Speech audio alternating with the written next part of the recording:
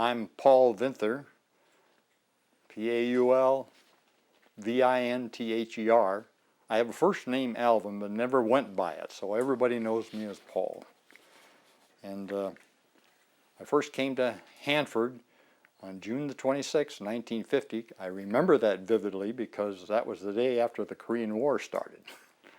And I'd been in the Navy, went back to college, and came down here for a job. And at that time, GE was running the plant, and we were known as tech grads. We would have 3 months work in one area and 3 months work in another area, and I did a couple of those, and then had a chance to work in the reactor areas. And the first job we had was what we called area physicist, and that job was to utilize the equation that they had developed for computing what the xenon content was when you were running the reactor. Okay, hang on a second. I hear every time you rattle that paper, sir. Oh, okay. You need the paper? Nope. Good. There we go. Okay, thank you. And so what we had mechanical calculators, like an old Freedon and an old Marchand calculator, and if the reactor went down, we then would take the equation depending upon how long the reactor had run, blah blah and so forth, and determine when it could restart again. It would take perhaps anywhere from 22 hours to 32 hours, depending upon the previous operating time. And they could not restart if they shut down permanently. I mean, on a planned basis for that length of time. So that on a planned outage, they know they have a certain amount of time, and they would plan their work, maintenance work, or charge discharge, or this sort of thing. And that was the major task that I had. Also, as a physicist, we would come into the control room and we would help the operator adjust the control rods.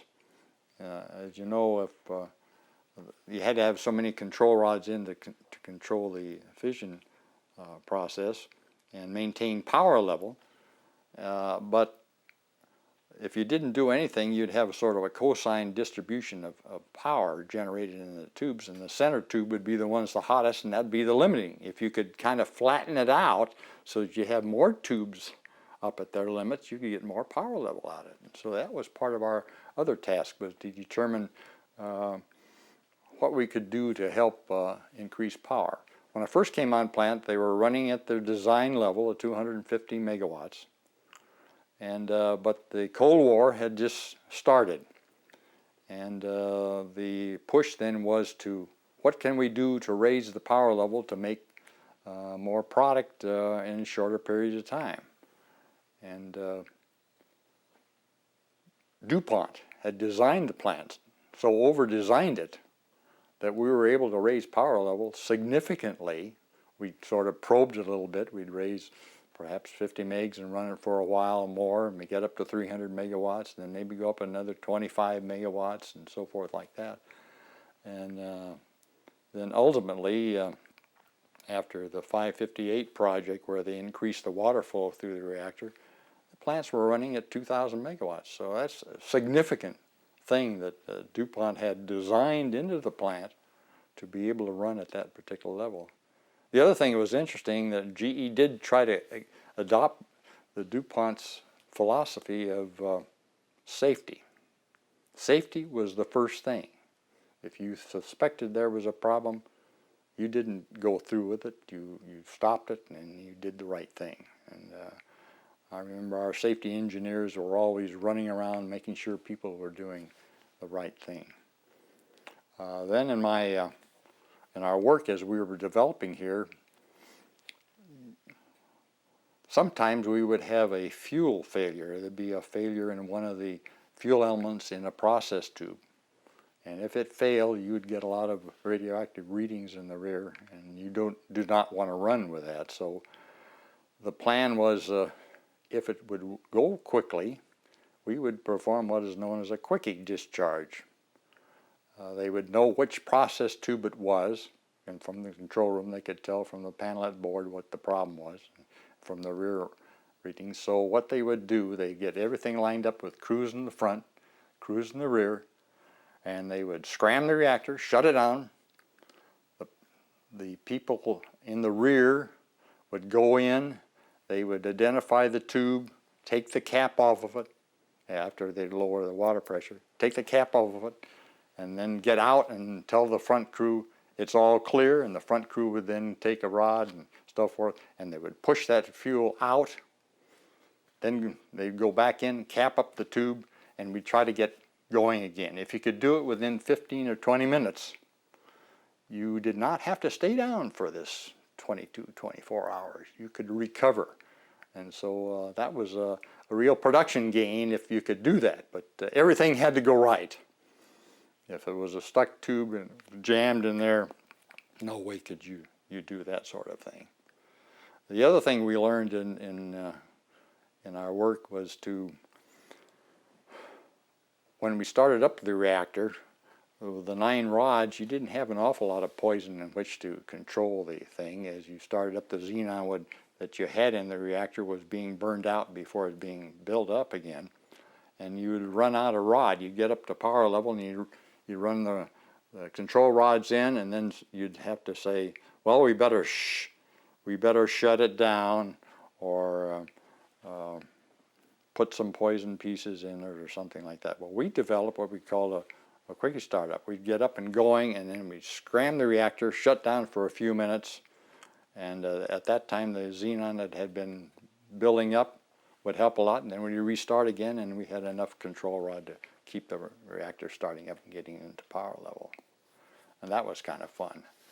And then as a physicist job, you were always on call. If the reactor went down, you had to tell them when they could get going again. So we always had somebody on duty at all times if their plant went down, to go be able to go out and calculate what the xenon situation was. And that's the main thing that I remember about the plant. Now, what about these DuPont concerns about the environment and about testing? Was this a DuPont concern, or was this I think initially it was a DuPont concern, where their physics group, which was basically located in 300 area, the headquarters anyway, and they were with the government interested also. What would be the effect of these plants on the environment, on fish, on animals, on fauna, the whole business? And so they set up a farm over in 100F area. And they would run, say, river water into tanks where they had fish growing and living, and then measure to see what intake those fish would take from the water, because F area was the furthest downstream reactor, and like B area was the first upstream reactor. And as since these reactors were single pass machines, water would come in the front, go out the rear, go into a holding basin, then go back into the Columbia River. So if you had any contaminants, you'd collectively get strongest down near the F reactor. So that's where they would pull water out of the river and test animals and so forth with that. And that was, I guess they had all sorts, from pigs to fish to monkeys, and I guess they ran that for quite some period of time until they started shutting down the reactors and pulled all of that sort of study back into the 300 area. You're looking at these guys a little bit. Just look at her. She's Yeah, pretty. I'm looking at her too. Okay. what other things do you associate, knowing you weren't there during the war, but having been there shortly after, what other things were part of DuPont's reputation in terms of how they managed the plant? The people felt that they had done a tremendous job. I mean, in building the plant, establishing safety regulations, and training for people as best they could to perform a task. And GE people also tried to do that.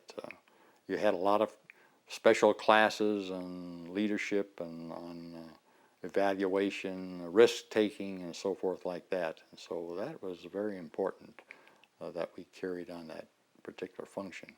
And of course, people working here were always trying to find ways in which to improve. Instrumentation was improved, way we handled the fuel, and so forth like that.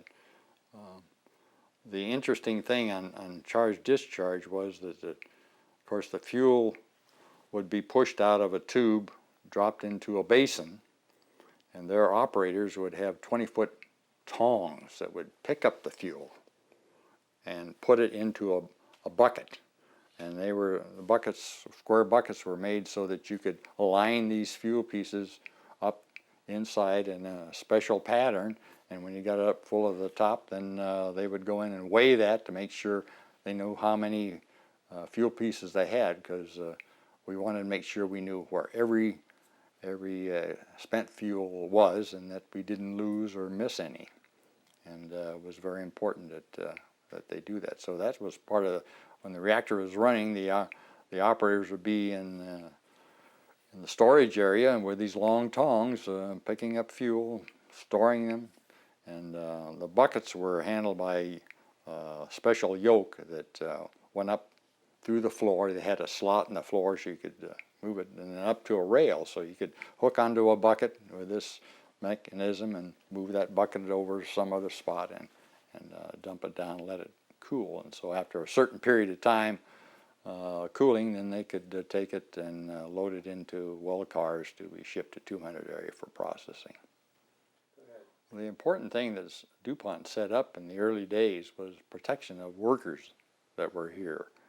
And it was very vital that people be properly trained, and also so they wouldn't get a normal accident problem, but also to control the exposure that they would take, because in working in the rear face in particular, or in other areas near the reactor, you would get radiation exposure, and they put a limit on how much exposure they could take in a week.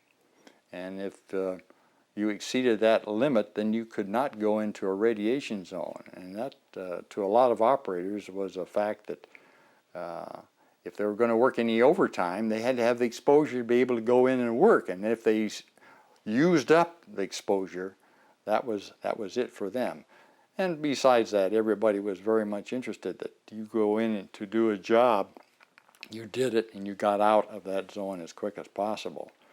The radiation monitors, for example, would be set up to go in where a man was going to work and say, all right, you go in, he'd measure it, and he says, you can be in here for 20 minutes, for example.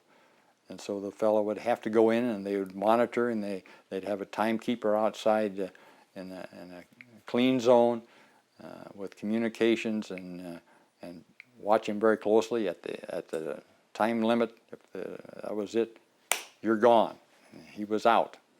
And people were very, very stingy on how they used their exposure, and that was the big thing, other than the normal manufacturing kind of industrial problems that you might run into. And from what you know of the people who worked at the plant in the Manhattan Project, was this a successful approach to protecting their health? Most of the people who worked here were very confident of what was happening, that they were under proper control, that they were not asked to take dangerous steps, unnecessary steps. And people were very proud. Of course, when I came in 50, we knew that the bomb had been developed here and so forth, and they were very proud, a very patriotic group of people. And they were willing to go in there and go the extra mile. And we feel that DuPont started that particular process.